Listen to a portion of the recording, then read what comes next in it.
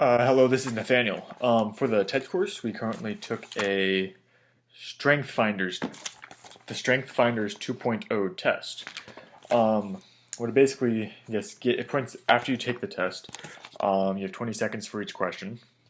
They print out a packet, and it lists for you your top 5 themes or strengths, and it gives you a description for general awareness, and then how you may apply it, and then you can it gives you quotes from other people who also have the same top 5 traits. After going through this packet, I thought it was kind of interesting, pretty cool, because it kind of gave an explanation for certain things or certain actions or like thoughts that I had or have that I used to not have an explanation for, just kind of like why was it like that or why did I think that. So I'll read you the top 5 of my themes that I tested into, if you say it that way.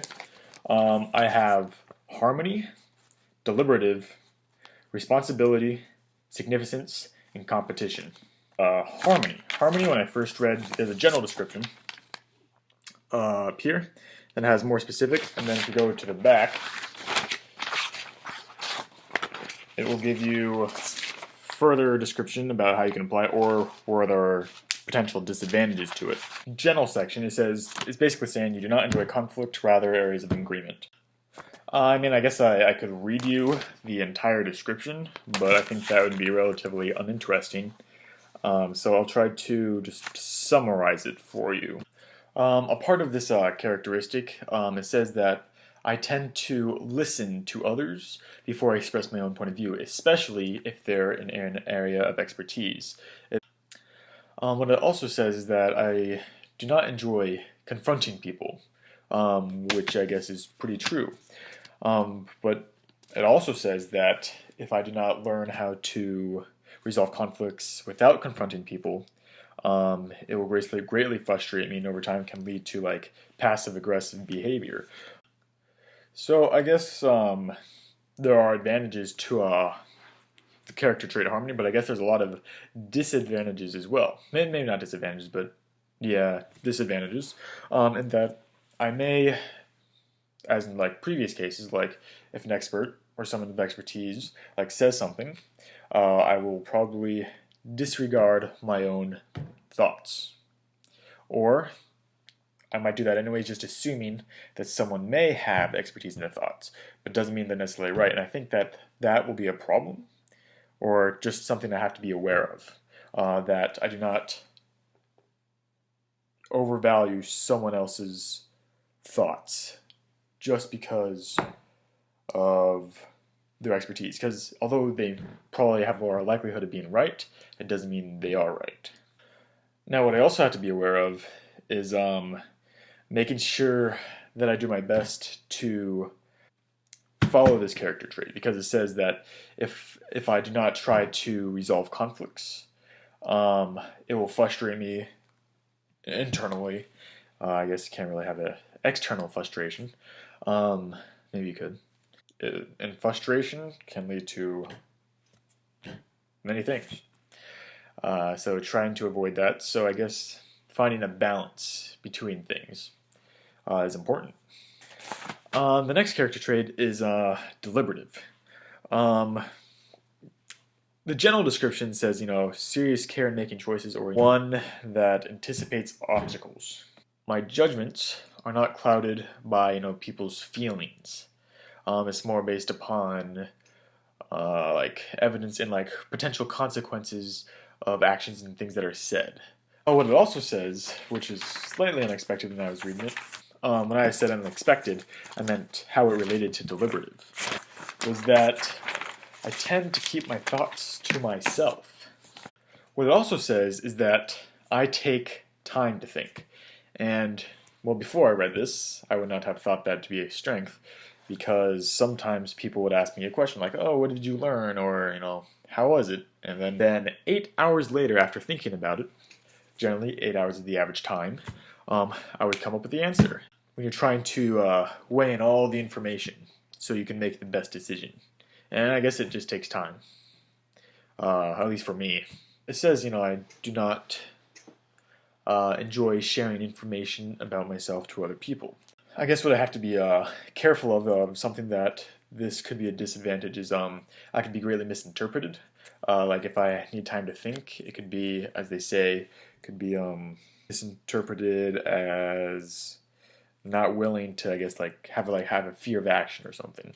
I guess then that's not necessarily true, but I have to explain. I'm going to need to be able to communicate and explain my reasons and what my thoughts are and what questions I have. The next one is responsibility. In the general description, it says ones who take psychological ownership of what they say and will do and tend to commit to stable values such as honesty and loyalty. They tend to be a team member who makes sure the job gets done that needs to get done. And there are advantages to this, but there are also disadvantages to this. Normally, when something doesn't go right, I seem to take responsibility for it, even though I was unable to control somebody else's actions. If somebody does something they're not supposed to do, I tend, for whatever reason, to take that it was my fault, which is certainly not always a good thing. I guess the good thing is that comes from it is that I hold myself accountable for things I need to get done, and done correctly, the right way, or as well as it can be done. What was really interesting, though, while I was reading it, says they might realize you are serious about meeting deadlines, keeping promises, or paying attention to details. And the reason I say that is interesting is because I recently did a small TED Talk sharing my thoughts on how important details were. And I guess, interestingly enough, it may have not been my experiences which may have fueled it, but my characteristics, my strength as a trait. So it makes me think, how much of what we think or how we think and what we believe based on our environment, or is it more based on genetics? Is that I need to train myself to say no, because, and it says this because I am instinctually responsible. I will have difficulty in turning down opportunities. But like I just previously said, I cannot overload myself. And that's the reason, because if I overload myself, then the quality goes down. The next one is a pretty interesting one. It is significance. And in the general description, it just want to be very important in the eyes of others. But as I go into the more specific descriptions, it was interesting to see because it has some characteristics that I might once have thought to be not good traits. It says, I tend to thrive, it says, in environments where I can be an important member. So where I am wanted or needed or thought to be important, I tend to do better in those environments. Also, what people might put negative terms to. For example, I am motivated by a desire for personal advancements. Now that doesn't mean that I'm not motivated for other reasons, but that is a lot of reason for why I may do things. That can sometimes be held as a negative character trait that, maybe another thing that might be considered negative is to be searching for maybe the spotlight. Maybe not the spotlight, but center stage. And I guess here it says, that is where I will perform best. And I guess the reason, so it says, look for opportunities that will put you in center stage. And I guess that's because I want to be known for, it says here, my talents, my skills, expertise, and accomplishments, which is all very true. I greatly, I guess, enjoy being known for things that I have done well. But if we go back to deliberative, I tend to want to keep my thoughts to myself. Just kind of refrain from sharing information about myself. So how does that was kind of interesting because part of me, wants to be center stage, as they call it, or the other part of me does not, or just kind of wants to keep my thoughts avoided from being, just everywhere. I have a natural awareness of what other people think about me, and I guess I don't know if people consider that self-conscious or whatever, but I guess based on this, it's not. As long as it doesn't go overboard, it's perfectly fine. My motivation may come from personal advancement, further the desire for personal advancement. It also says that my greatest motivation can be activated by when the situations where stakes are very high. And it says that during this time period, great amount of motivation, and when the stakes are high, I might, I would become, what people may consider to be, a ball hog, not being a team member, I guess, as you could say, because, I want the ball so that I can get the job done.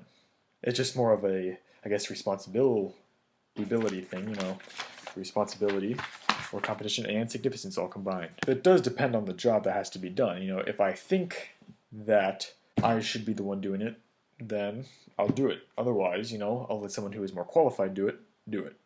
The final one is competition. Now, competition, just the general description, who measure their progress against the performance of others and who strive to win first place, to be the best. During times where there's lots of things to do, I tend to have a lot more energy, get things done quicker. But during slow times, times that I don't really have much needed to do, in a balance, both physical and mental, I tend to be more sluggish, a bit more lazy, and, kind of bored, actually. I guess one of the dangers of being competitive, combined with some of my other traits, is trying to be the best at everything. Something you have to, at least me, practice to not worry about that you can't be the best at everything. The hard part is going to be balancing.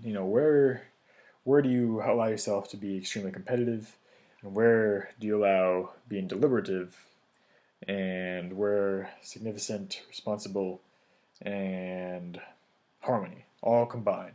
So what is the balance between them?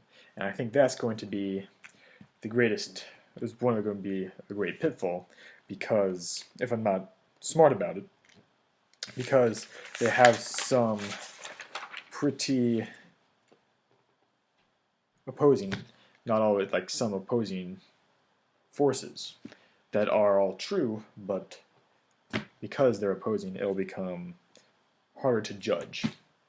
When is my view, when am I not thinking clearly because of my competitiveness, and when am I losing sight of where I want to go, or where do I stop listening, like those kind of things.